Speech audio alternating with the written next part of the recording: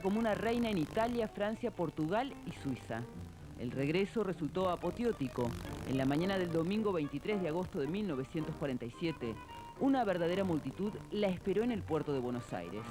Una vez más, Perón demostró que no se había equivocado. Nosotros hace 25 años en la Argentina dijimos las ventajas de una tercera posición, tan lejana de uno como de otro de los imperialistas. Esto lo dije yo el año 44 en Buenos Aires. Cayó aparentemente en el vacío, pero han pasado 25 años y hoy las 2/3 partes del mundo están en el tercer mundo. Y hoy todos los continentes comienzan a integrarse, pero comienzan a integrarse con comunidades, ya con profundas ideas sociales y no son socialistas. Todo Medio Oriente, República Socialista, el Asia, todo socialista, el África, bueno, ¿qué queda que no? Los imperialismos. Y el tercer mundo se está integrando y está más integrado de lo que muchos creen. Con el plan quinquenal en marcha y los descamisados contenidos por la fundación de su mujer y por la flamante Central Obrera de Trabajadores, el presidente empezó a trabajar febrilmente en el segundo peronismo. En septiembre de 1947 se sancionó la Ley 13.010, que concedía los derechos cívicos a la mujer. Una ley que por un lado terminaba con una injusticia y por el otro garantizaba más votos. Pensando en eso, Perón convocó a una convención constituyente. En la elección del 5 de diciembre de 1948, triunfó su propuesta por amplio margen, y el 1 de mayo de 1949 se juró la nueva Constitución de la Nación Argentina, que además de reemplazar a la obsoleta de 1853, garantizaba los derechos de la mujer y sobre todo le abría la posibilidad de la reelección. A los fieles descamisados de todas las horas, mi cariño inextinguible y mi abrazo con que los estrecho muy fuerte sobre mi corazón.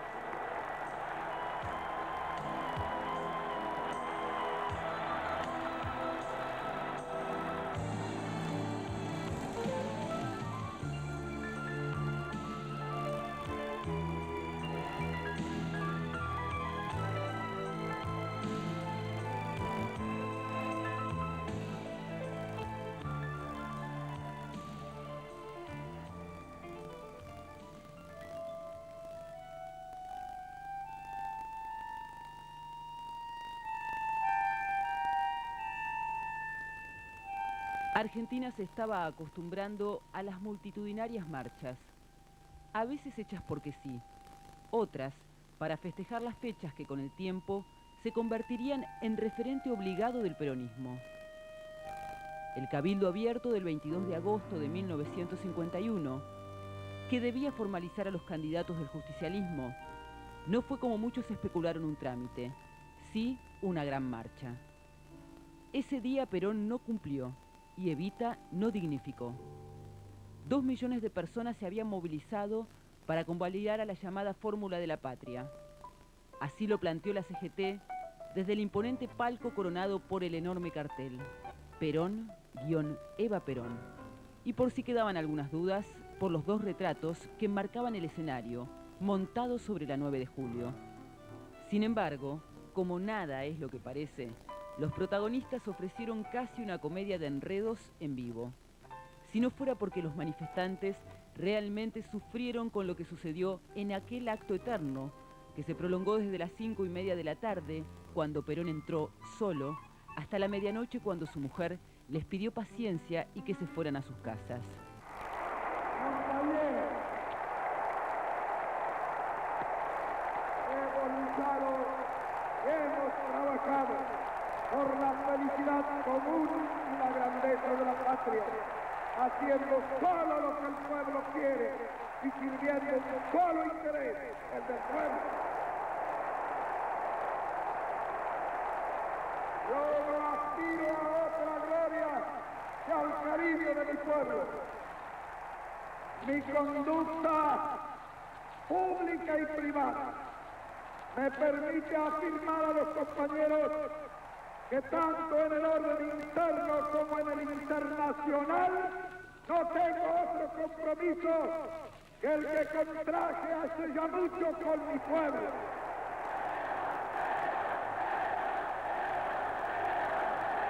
Tiene esa norma que regla mi vida, no haré sino lo que el pueblo decida. ¿Qué pasó realmente?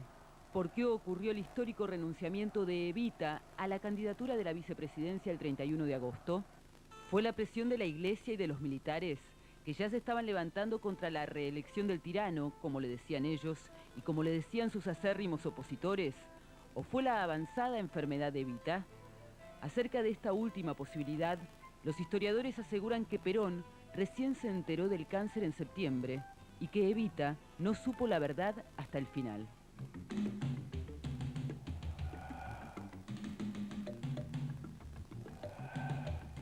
El 28 de septiembre, los militares todavía leales a Perón sofocaron el primer intento de derrocarlo.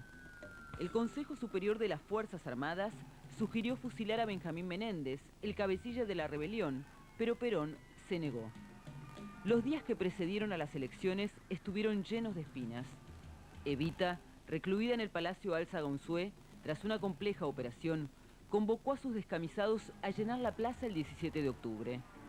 Débil, sostenida por su marido y casi al borde del desmayo, en su discurso más combativo desafió a los opositores, proclamándolo nuevo presidente, como si supiera que el 11 de noviembre Perón arrasaría. La victoria será nuestra. Tendremos que alcanzarla tarde o temprano, cueste lo que cueste y caiga quien caiga.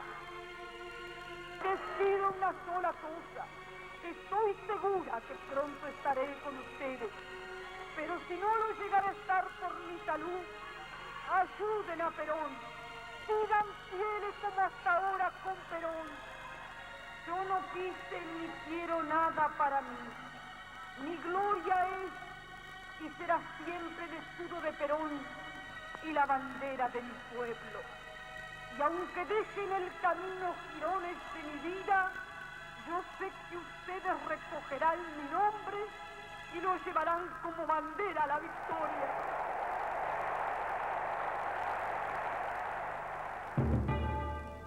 Perón ganó con el 62,49% de los votos. El vicepresidente Humberto Quijano, nuevamente su compañero de fórmula, murió 2 meses antes de asumir. Quizás por eso el 4 de junio de 1952 fue una jornada sin brillo. La aparente euforia por la segunda presidencia contrastaba con la imagen adusta de Perón. Evita, esta vez, tuvo un rol protagónico, como si finalmente hubiera sido ella la elegida. Pero lo cierto es que esa mujer encorsetada para mantenerse de pie era una sombra, la certeza de lo inevitable. Cumple la Subsecretaría de Informaciones de la Presidencia de la Nación el penosísimo deber de informar al pueblo de la República que a las 20:25 horas ha fallecido la señora Eva Perón, jefa espiritual de la nación. Los restos de la señora Eva Perón serán conducidos mañana, en horas de la mañana, al Ministerio de Trabajo y Previsión, donde se instalará la capilla ardiente.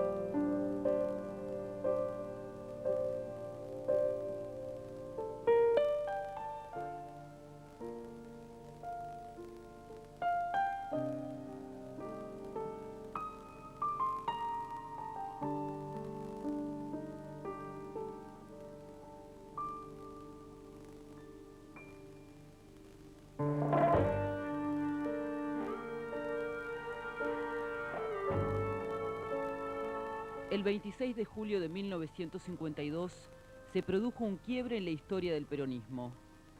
A Perón le costó sobreponerse y ese duelo fue aprovechado por sus enemigos para noquearlo. El país ya no era una fiesta. El segundo plan quinquenal, que preveía inversiones en distintos rubros, estaba acotado por la preocupante tendencia inflacionaria que obligó a las famosas vedas. Desde la oposición le cuestionaban su autoritarismo, su cercanía con las jóvenes de la UES, en especial su relación con Nélida Rivas, una piba de 14 años, y la corrupción de sus funcionarios. En ese sentido, el suicidio de Juan Duarte, el hermano de Eva y secretario privado del presidente, generó más suspicacias. Desde Estados Unidos se acusaba a Argentina de poner escollos.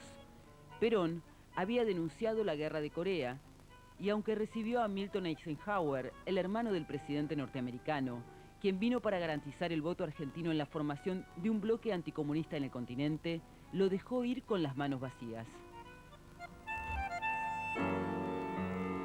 El 15 de abril de 1953, mientras hablaba desde el balcón, estallaron 2 bombas en la plaza. Hubo 6 muertos y decenas de heridos. Perón instó a dar leña a los responsables. Esa noche, la venganza descamisada destruyó y saqueó la Casa del Pueblo del Partido Socialista, la Casa Radical y el emblemático Jockey Club. Perón, que abrió nuevos frentes de conflicto, también fue a fondo contra la Iglesia, subestimando el poder que crecía en los cuarteles. En poco tiempo designó como asesor personal en asuntos religiosos a un rabino. Se acercó a la Iglesia Ortodoxa griega, impulsó la libertad de culto, derogó las exenciones de impuestos y contribuciones estatales a instituciones religiosas, templos, colegios y conventos, derogó la ley de enseñanza religiosa y promulgó la ley de divorcio. A 2 años de asumir su segunda presidencia, la plaza dejó de ser suya. El 11 de junio, la tradicional procesión por Corpus Christi se convirtió en la más poderosa marcha opositora. Aprovechando la fiesta religiosa, los católicos protestaron contra la embestida del gobierno. A ellos se les unieron comunistas y socialistas, que sostenían que con Perón era imposible la pacificación del país, y los oficiales de la Marina y de la Aeronáutica, que 5 días después bombardearían la Plaza de Mayo. Alguien quemó una bandera argentina. Ese agravio y la expulsión del país de 2 obispos marcaron el principio del fin.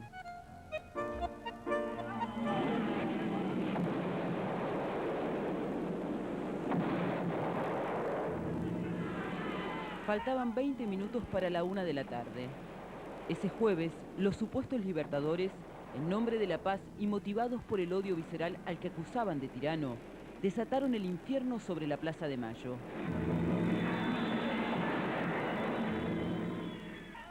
La primera bomba hizo explotar a un trolebús lleno.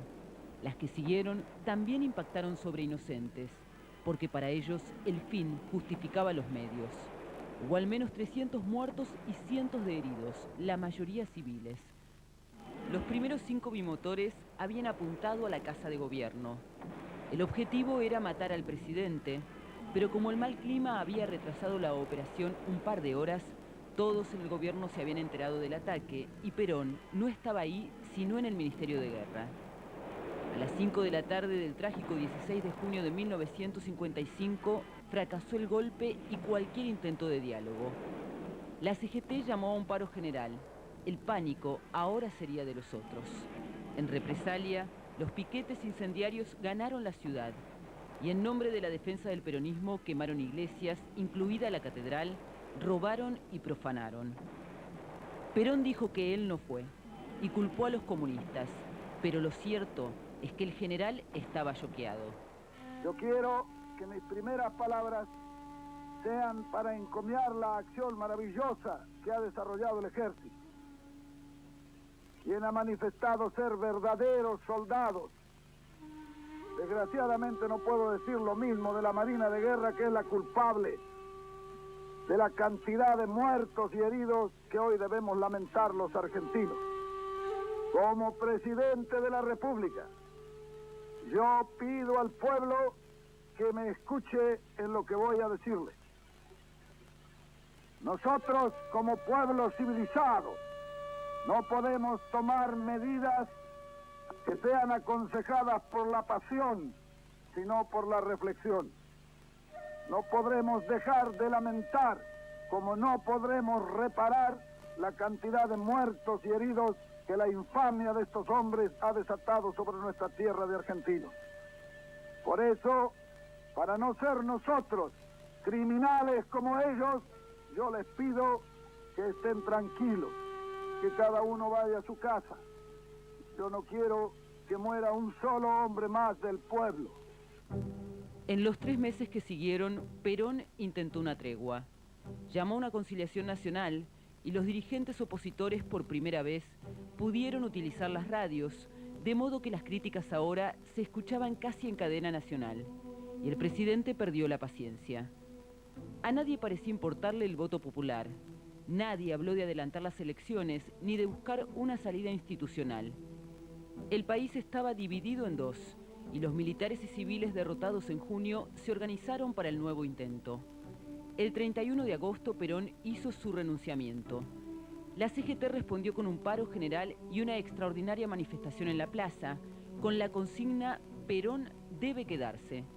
Frente a semejante demostración de fuerza, el presidente se olvidó de la tregua y pronunció uno de sus discursos más violentos.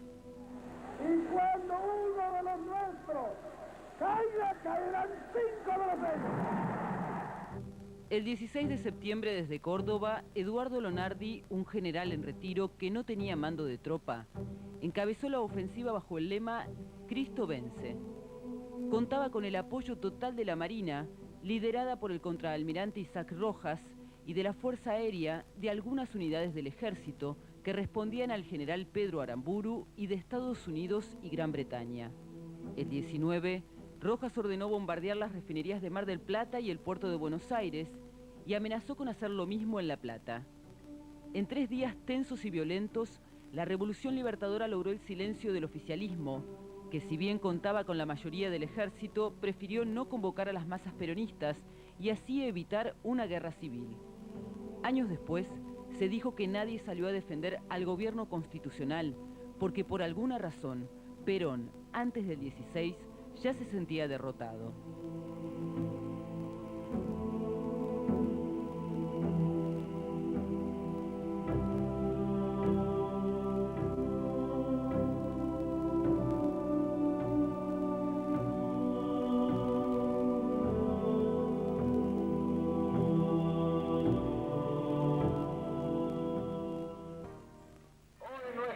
Nadie el extraordinario valer de la juventud argentina, que ha comenzado a jugarse por un destino nacional con una visión clara y precisa de las circunstancias.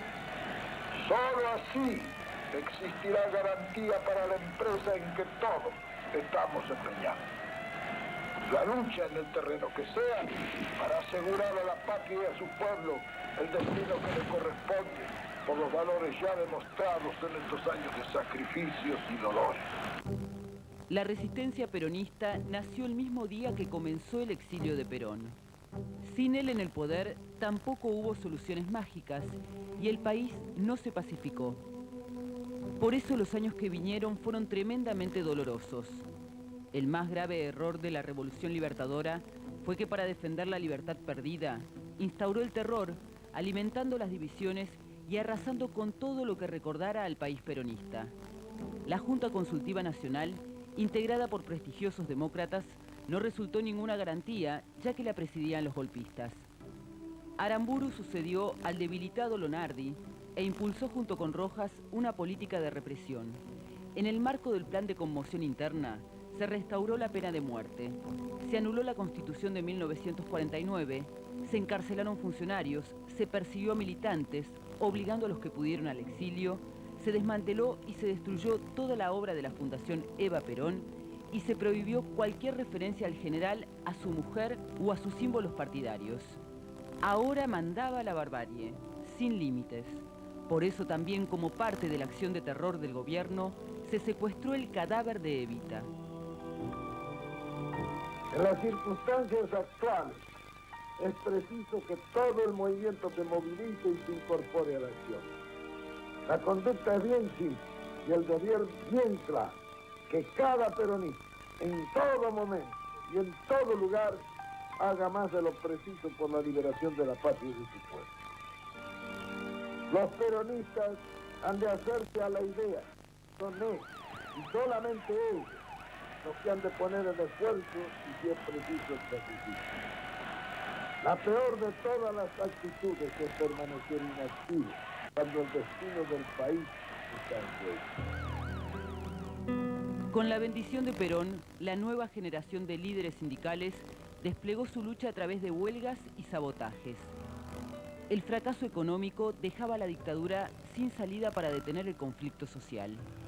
La noche del 9 de junio de 1956, el Movimiento de Recuperación Nacional, con el general Juan José Valle a la cabeza y un grupo de civiles peronistas, se lanzaron a la acción directa en diversos puntos del país. Una acción que los servicios de inteligencia del Estado habían anticipado, y sin el factor sorpresa, la derrota resultó fulminante y el castigo ejemplificador. El 12 de junio se fusilaron en total a 17 militares y a 10 civiles. La ejecución de 5 de ellos, que ocurrió antes de la publicación de la ley marcial y sin que hayan ofrecido resistencia, se conoció luego como la masacre de José León Suárez. No podíamos dejar sin castigo a los culpables y sin sanción a los que con su adhesión calculada, interesada, puesta a precio, hicieron posible la tiranía totalitaria. Pronto la nación estará de nuevo sana y feliz, olvidada de las vergüenzas pasadas y las penurias actuales. La memoria por los mártires del 9 de junio alentó nuevas huelgas y protestas estudiantiles. La revolución no podía contener el complicado clima con el terror y por eso llamó a elecciones. Es decir, se va a negociar y en la negociación cada uno quiere sacar ventaja. Y algunos, como nos pasa a nosotros allá en nuestra guerra, quieren hacer trampa. Pero para que se pueda hacer trampa en una mesa de negociadores tiene que haber un tramposo, pero tiene que haber un tonto que le haga el juego, ¿no? El secreto está en que ese tonto no exista. Y que sabiendo, nosotros tenemos una larga experiencia, ¿qué ha venido pasando en el país durante los 16 años? Cada vez que han hecho una acción nos han querido meter la mula. Y es que nosotros no hemos dejado y seguimos la lucha. Bueno, pero ahora este puede ser un intento más, porque ya tenemos esa experiencia. Los hombres que están negociando ahora del otro lado, frente a nuestro, son los mismos que antes nos hicieron trampa. Le hicieron trampa al pueblo, no a nosotros.